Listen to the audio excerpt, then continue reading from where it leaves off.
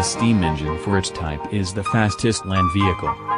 And the steam team are the power behind freight and express services that make up the Northwestern Railway.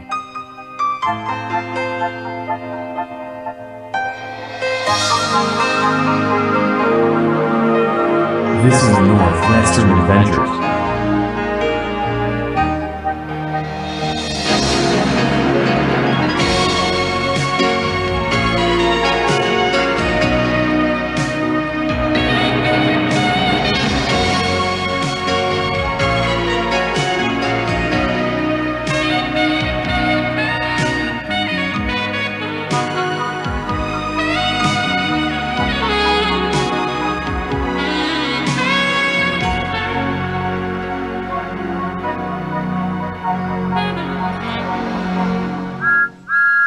1952 is when the Modernization Plan first began effect.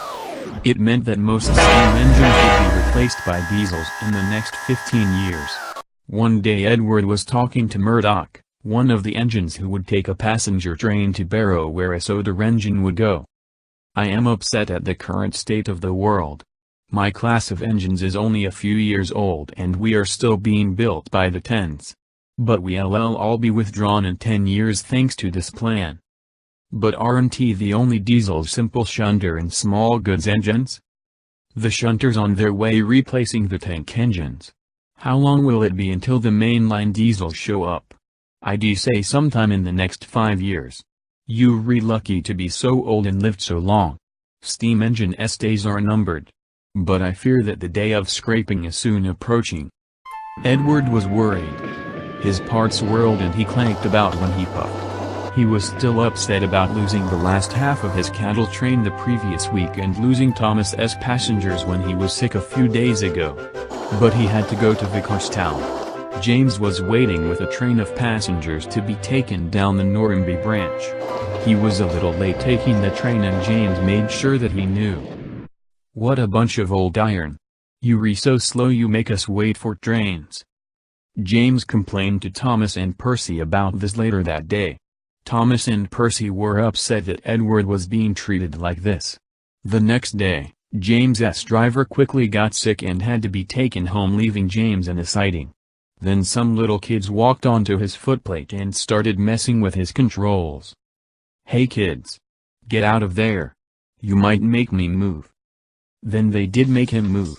The kids got scared and jumped off the footplate as soon as he started. James soon realized that he couldn't keep stop. He had become a runaway. Just then James's fireman walked over. "All right James. Time to continue our jobs." "Where did he go?" A nearby signalman told James's fireman what happened. They needed to stop James or there could be a serious accident. They saw Edward nearby and got him to help. They got an old rope to slow him down. Edward soon saw James running away. "Help! I'll try." James's fireman walked up in front of the old rope and tied it around James's bucket. That is how they slowed him down.